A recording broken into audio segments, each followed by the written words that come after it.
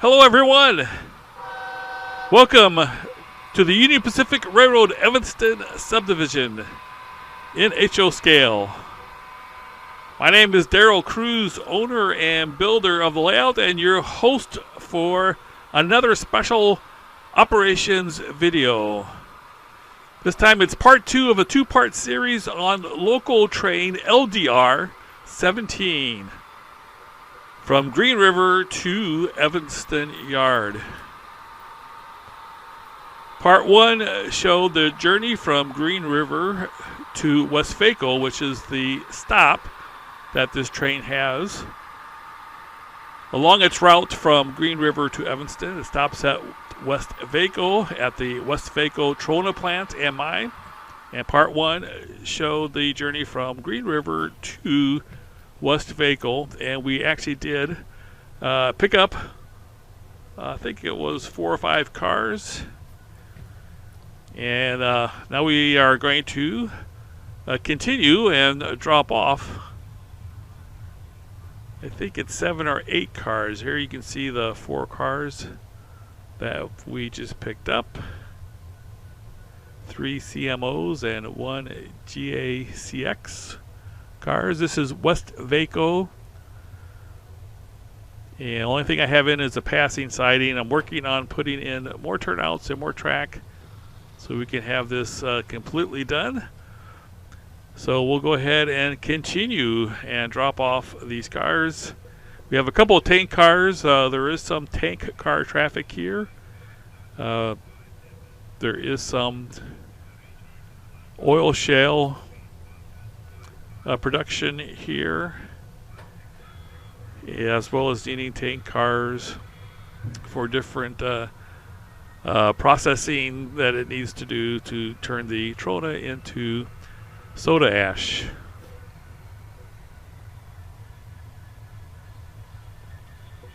So our road units are going ahead and backing these drop-off cars. These would be empties. We picked up 4 loads, and now we're going to spot some empties.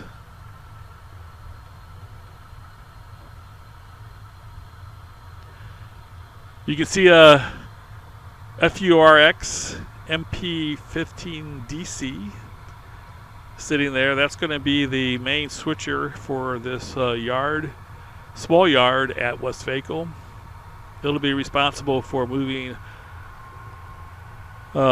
empty cars to the loading facilities and loaded cars from the loading facilities to the departure track to be picked up by trains stopping here.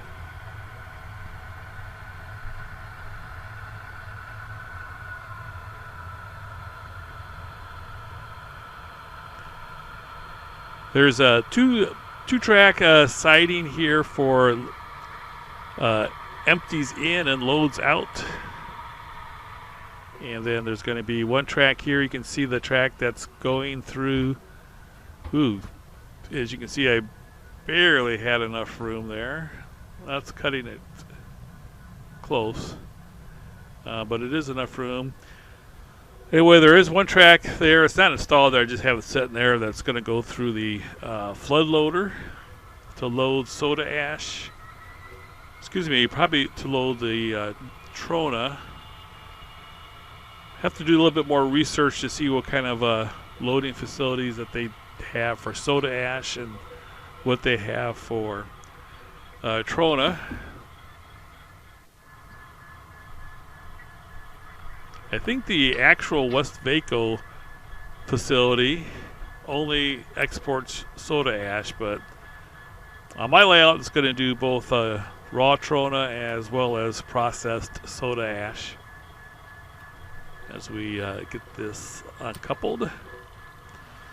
So anyway, there's 1 track that goes through the flood loader, and then there's a couple more tracks that will be able to be used as storage. And I think there's going to be some additional loading facilities for the tank cars as well as for the soda ash. So I have to do some more research, but I think right now the flood loader is going to be mainly for Trona, and then there will be some additional loading facilities for the soda ash and then also for the tankers, both unloading supplies for the processing as well as loading up some oil shale that's also produced here in Wyoming.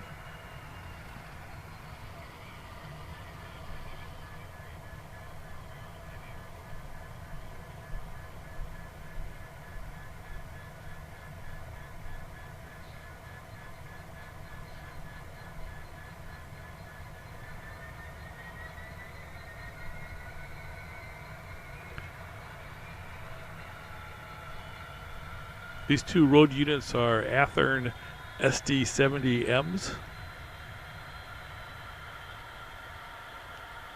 The first one that's still lettered for Southern Pacific will eventually be patched for the Union Pacific.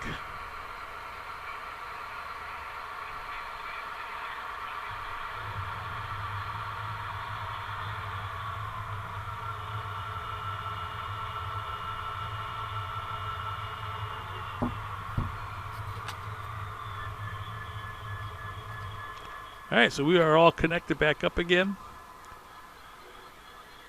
Our train is a little bit longer than before. We dropped off 4 and picked up about 7 or 8.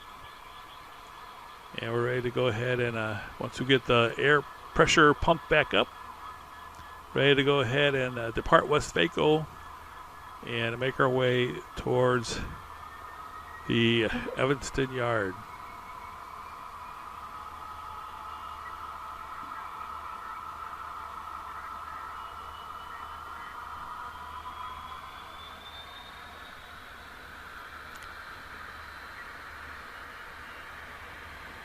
Now this part of the Evanston sub is right-hand running, so our train is actually in the wrong main. And we do have another westbound train. Looks like a manifest train that's in the correct main line on track 1.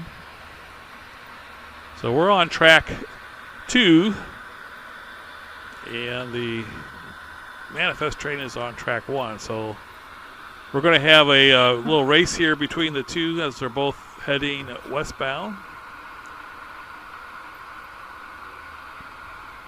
Now, since this train is going to be going into the Evanston Yard, it will need to be on track 2 in order to cross into the Evanston Yard.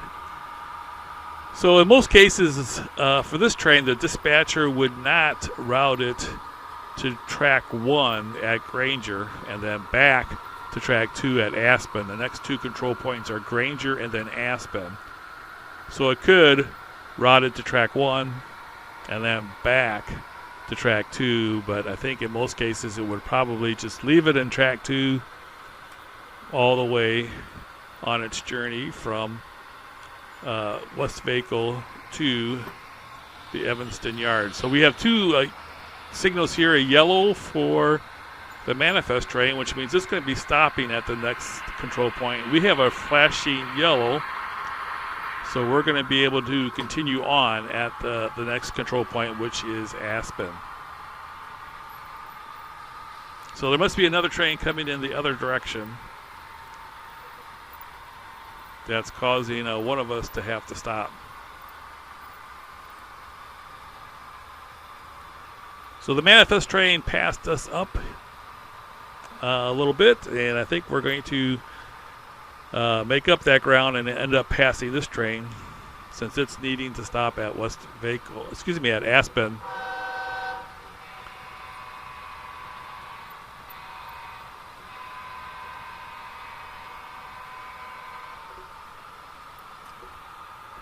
I have a hard time remembering to blow the horns while I'm videotaping these op sessions.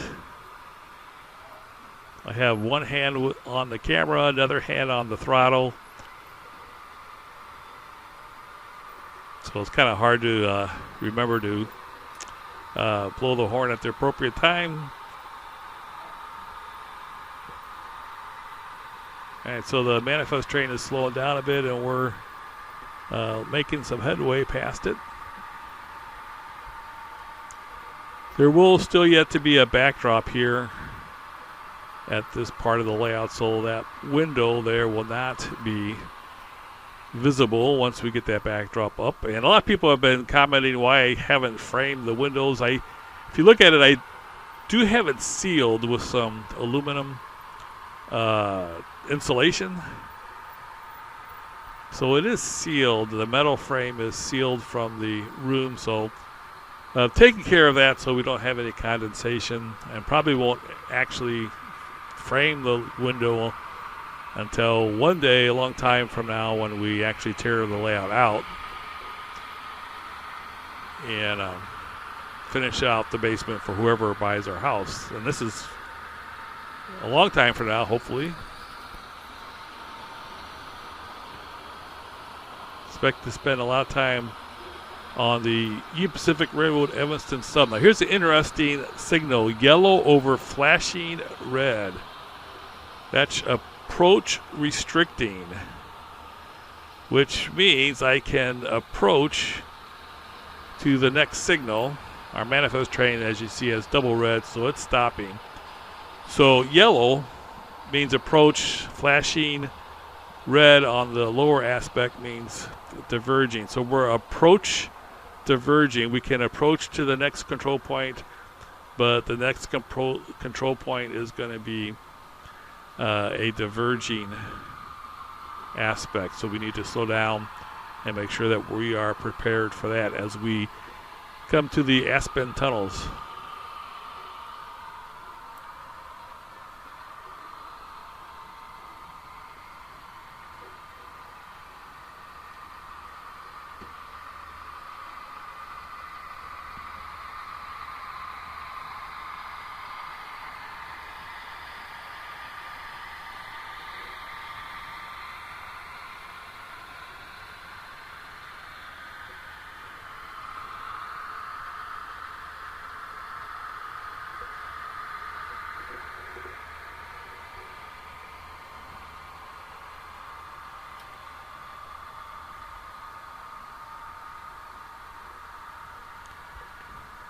Our train now heads into the furnace room, which marks the transition from the upper level to the lower level. So on the other side of the furnace room, you're on the second level. When you come into this room, you're now on the lower level, even though you do have a staging yard below us. This is technically the lower level. As we come around the curve and slow down even more so that we can go into the Evanston Yard. And as you can see, we do have a flashing red, which means a diverging route at restricted speed into the yard. And in the distance, you can see why we have the other train stop. We do have a train coming in the other direction.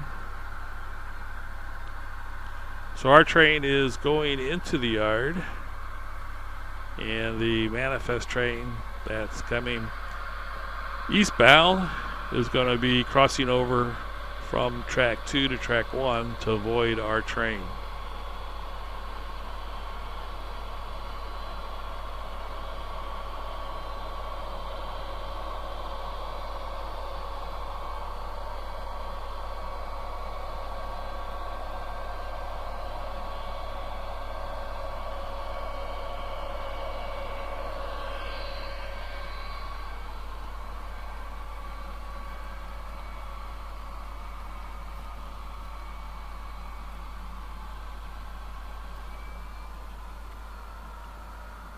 We'll get back up to our units here at the lead.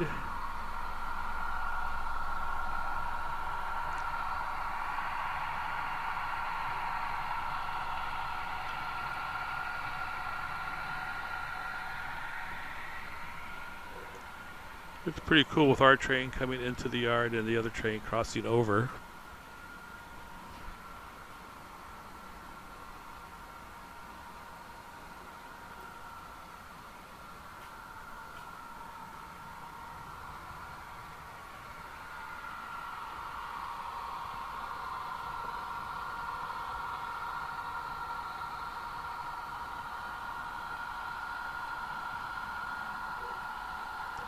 Our train is in the arrival track. I've been calling it the arrival departure track, but as I've been operating, it actually turns out to be mainly the arrival track. And I'm actually using the second and third track as the departure tracks. It's kind of interesting how you have to kind of operate the layout to kind of figure out how everything kind of works together. May still make some changes, but for right now, it's been operating as the first track being the arrival track and the second and third track being the departure tracks as I struggle to uncouple here.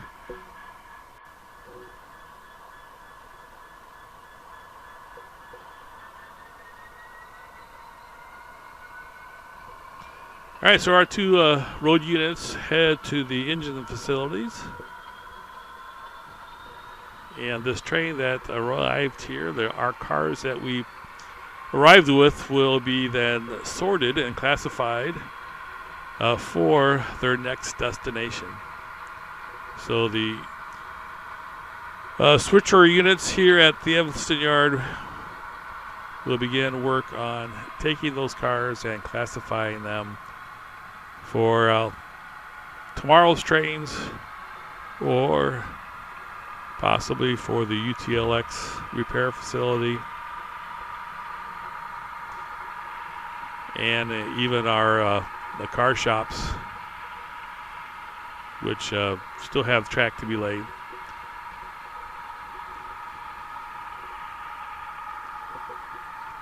But it's coming all together.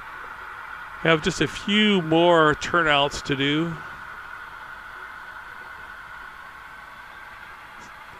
I think altogether I have 4 more turnouts to build, and then I'm done. I have a couple more to do at Westvaco.